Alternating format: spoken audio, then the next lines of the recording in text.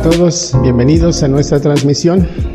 La vida, como todos lo sabemos, es algo complejo, no es a veces tan fácil como quisiéramos y en algunas ocasiones puede llegar a ser bastante dura. Puede llegar a distorsionar nuestra perspectiva que podamos tener de la misma. Y especialmente en aquellas personas a quienes les cuesta trabajo creer en la existencia de un Dios de amor que se queda en silencio a ver el sufrimiento de tanta gente, causa mayor conflicto. Por otro lado, debemos entender que el hecho de ser hijos de Dios no nos ubica en un nivel diferente que nos libere de enfrentar problemas y sufrimientos como cualquier otro ser humano. Hoy recordaremos que aunque nuestra situación adversa no cambie, lo que sí puede cambiar es nuestra perspectiva de cómo vamos a enfrentar esos momentos difíciles. Si estás preparado entonces para aprender, trae tu Biblia y empecemos a estudiarla. A todos nos ha pasado que en algún momento de la vida estamos parados en un puente que vemos como poco confiable. Yo recuerdo mi primera experiencia durante la infancia. Estábamos atravesando por ese puente y mientras yo caminaba por él, todo comenzó a saltar, a moverse y a estremecerse. Literalmente parecía que se iba a derrumbar. De momento, el temor llegó a mi vida y el balanceo sacudió mi confianza por completo. La cosa con los puentes es que una vez que estás en ellos, lo mejor que debes hacer es llegar al otro lado. Sin embargo, algunos piensan que lo mejor es regresar cuando el puente se está moviendo demasiado. Hay algunas decisiones en la vida que pueden ser muy peligrosas. A veces regresar es más peligroso que terminar el trayecto. Por eso es que tengo esta pregunta para ti. ¿Cómo vas a llegar al final de este año que apenas va arrancando? ¿Dónde está puesta tu confianza? Nuestra confianza a menudo se basa en quién o en qué estamos confiando.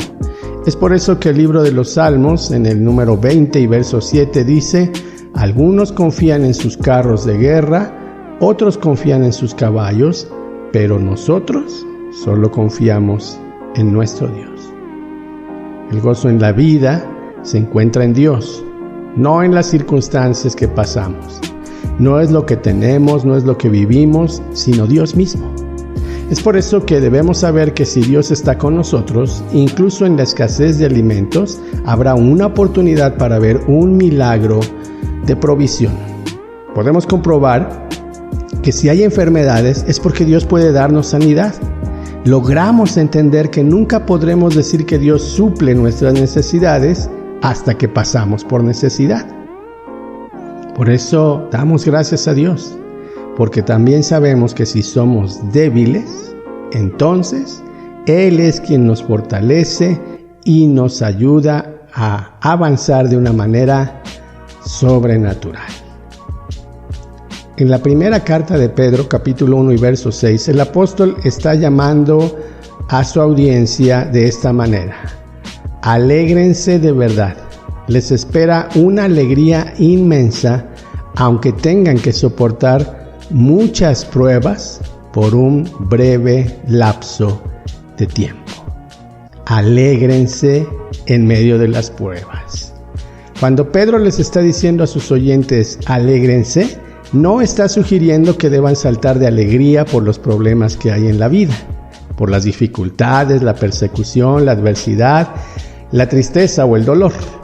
Lo que Pedro está diciendo es que este tiempo difícil que ahora viene y que debemos experimentar no se comparará para nada con la inmensa bendición y recompensa que recibiremos por medio de la herencia que Dios nos ha dado y prometido en Cristo Jesús. Así fue como se los expresó a ellos y así es como nosotros podemos apropiarnos de esta promesa. Sin embargo, también sabemos que no es nada popular enseñar que Dios nos probará y nos conducirá hacia la madurez por medio del sufrimiento. Nos estimulamos más cuando pensamos que somos importantes, que podemos lograr muchas cosas a través de nuestro propio esfuerzo. Pero Dios, en su misericordia, nos ayuda a entender que esto no será necesariamente así, hasta que su Espíritu Santo comience a actuar en nosotros, en nuestros corazones, en nuestra vida. No tenemos nada que ofrecer realmente a Dios. Es exactamente al revés. Él es quien tiene todo para ofrecérnoslo. Sin embargo, la meta de Pedro en este contexto era lograr que a la luz de la salvación eterna los creyentes entendieran que el gozo puede ser una expresión constante que les trajera paz y confianza. Esa misma idea puede ser abrazada por ti, por mí, por nosotros en esta generación, en un tiempo que no es favorable, pero que no tiene que determinar la ausencia de gozo en nuestra vida. Por eso es que debemos aprender a confiar en Él. En el versículo 7 de la primera carta de Pedro leemos: la confianza que ustedes tienen en Dios es como el oro. Así como la calidad del oro se pone a prueba con el fuego, la confianza que ustedes tienen en Dios se pone a prueba con los problemas. Si ustedes pasan la prueba, su confianza será más valiosa que el oro, pues el oro se puede destruir, pero la confianza que tengamos en Dios no. Así que cuando Cristo aparezca, hablará bien de ustedes, de la confianza que tienen en Dios, porque esa confianza ha pasado por tantas pruebas que Dios mismo considera que merece ser alabada. La palabra confiar es una palabra compuesta por dos partes: con fe. Y la fe es realmente importante y necesaria. Según el diccionario de la lengua española, la fe es la creencia en algo sin necesidad de que haya sido confirmado por la experiencia o la razón. Es la capacidad que tenemos de confiar en algo. Es un conjunto de creencias, generalmente se relacionan con la religión. Por eso, cuando hablamos de fe, muchas personas asocian de inmediato que estamos hablando de religión.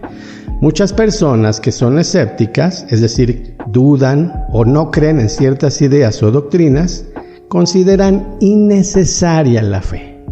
Sin embargo, no todos podremos llegar a estar exactamente de acuerdo en algo o en lo que creemos, pero lo que sí es cierto es que todos necesitamos tener fe en algo o en alguien.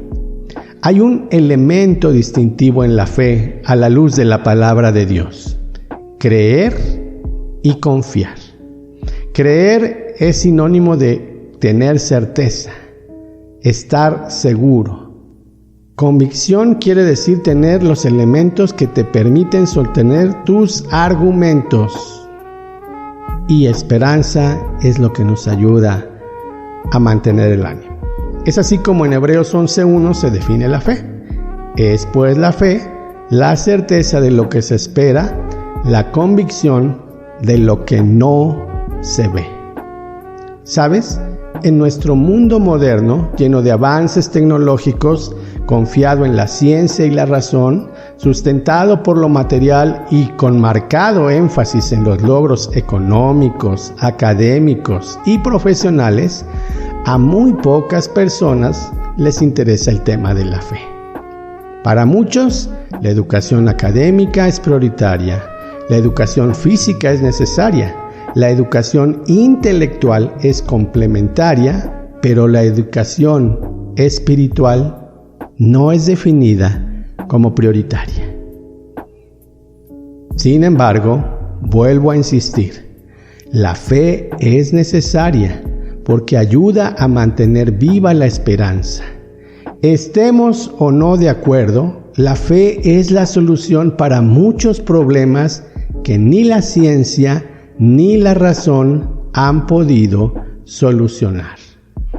Podríamos decir que la fe en nosotros mismos, sanamente ubicada, nos ayuda a desarrollar potencial, a enfrentar dificultades y a tener un adecuado concepto de nuestra persona. También es cierto que tarde o temprano llegamos a darnos cuenta de que no tenemos todas las respuestas, por mucha fe que tengamos en nosotros mismos. No tenemos todos los recursos ni toda la capacidad para solucionar las cosas. Y por eso es que, si tenemos un poco de humildad, podemos pedir también ayuda y ampliar nuestras posibilidades en la vida. Por eso es que Pedro, teniendo esto en mente, dice: para que, sometida a prueba vuestra fe, mucho más preciosa que el oro. Hay que someter a prueba la fe. Y Pedro está empleando un ejemplo comprensible para su audiencia. ¿Cómo se purificaba el oro? Cuando los mineros sacan el oro de las minas, lo colocan en un horno de fundición. Es un horno candente. El propósito básico no es destruir el oro, sino purificarlo. Cuando el oro se funde, se extrae la escoria para obtener el oro puro. Es lo mismo que Pedro tenía en mente al explicarlo más adelante acerca del sufrimiento. Él le diría a su audiencia que hemos sido redimidos, no con oro o plata, sino con algo infinitamente más precioso que estos metales, es decir, la preciosa sangre de Cristo. Por eso, en el versículo 8 del capítulo 1 de su primera carta, Pedro le dice a su audiencia una vez más: ustedes, aunque nunca han visto a Jesucristo, lo aman y creen en Él, y tienen una alegría tan grande y hermosa que no puede describirse con palabras. Eso es muy cierto. No necesitamos ver el cumplimiento de una promesa para poder creer en ella. Simple y sencillamente necesitamos confiar. Necesitamos que la persona que nos entrega la promesa sea confiable para que podamos ver todo aquello que se nos ha dicho y darlo por hecho aún y cuando todavía no sucede.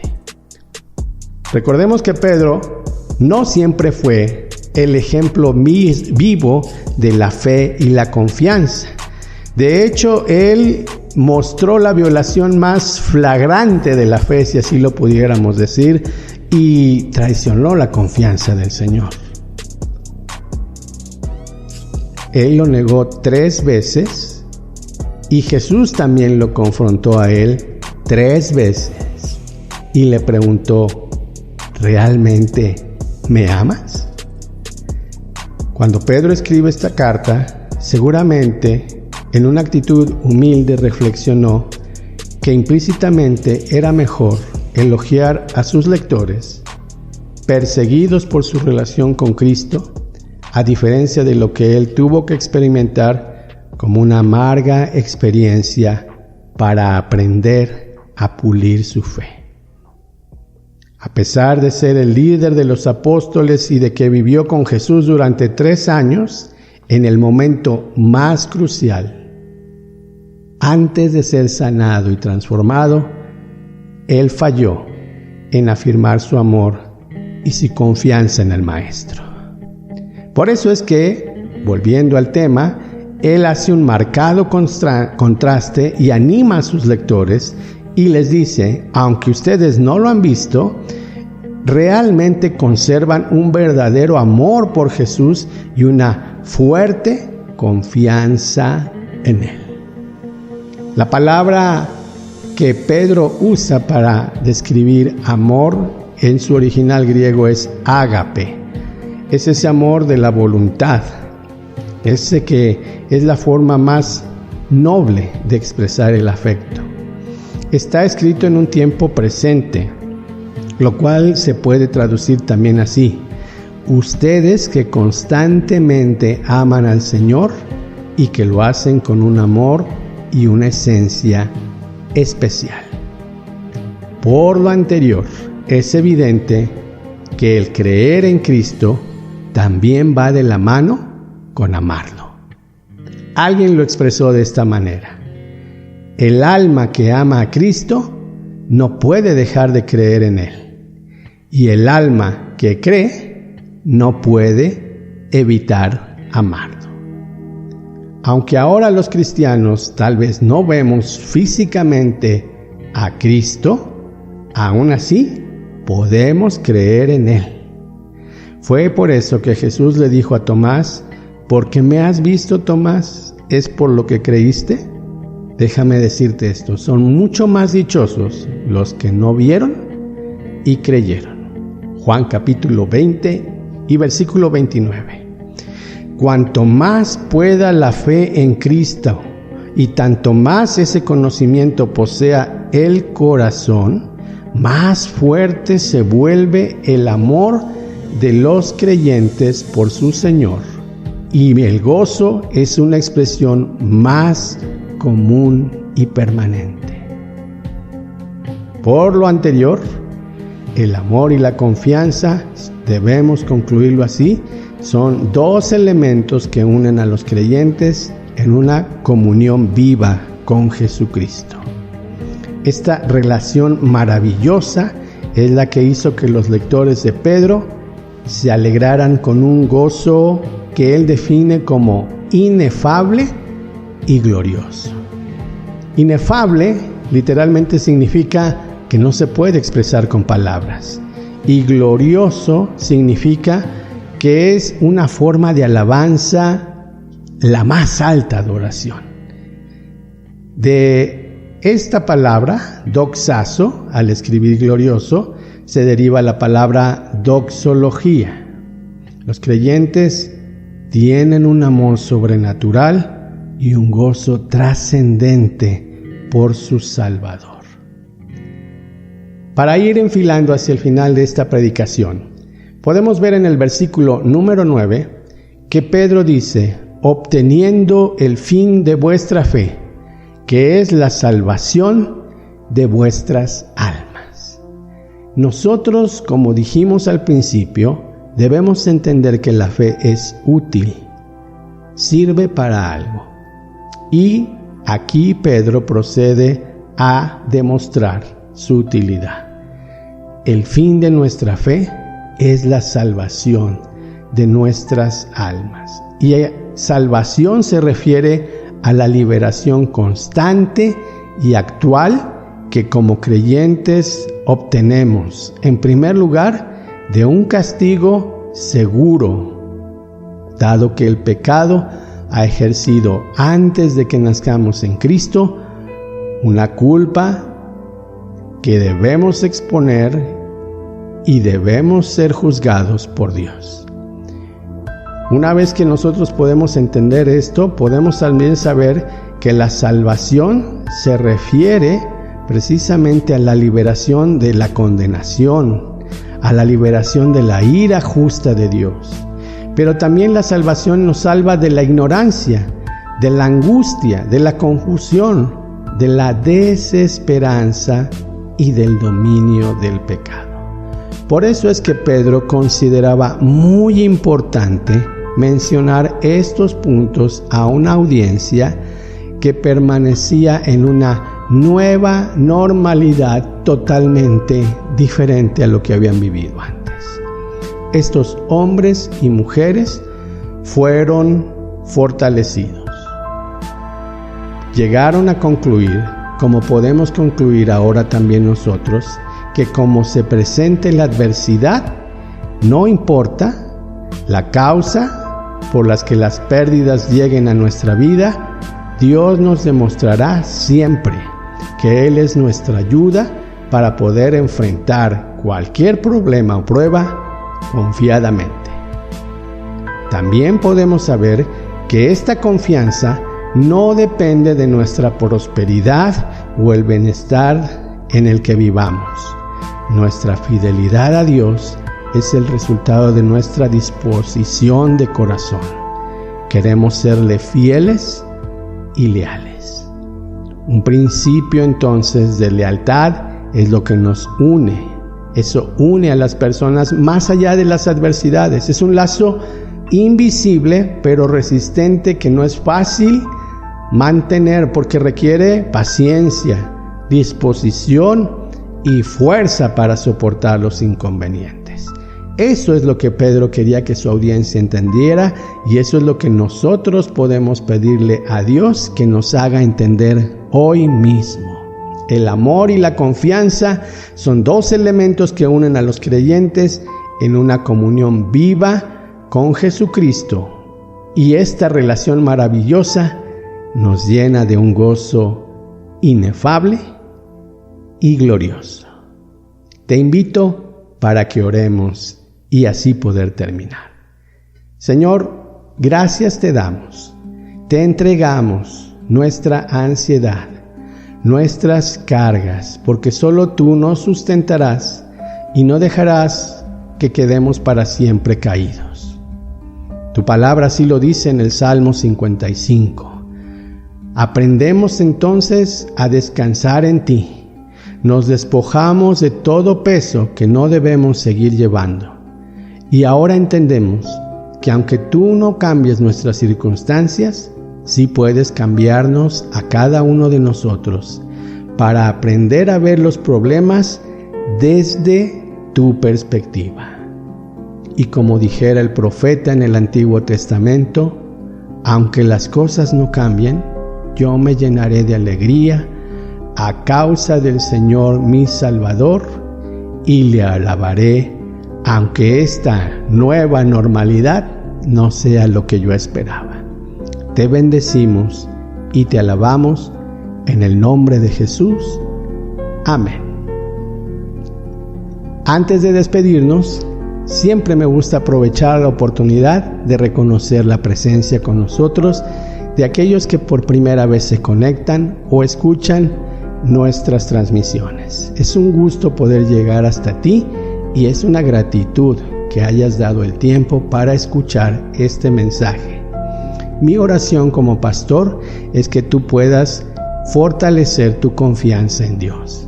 Y si en algún momento ésta se ha visto rota o anulada, puedas acercar tu relación con Él, precisamente por medio de Jesucristo.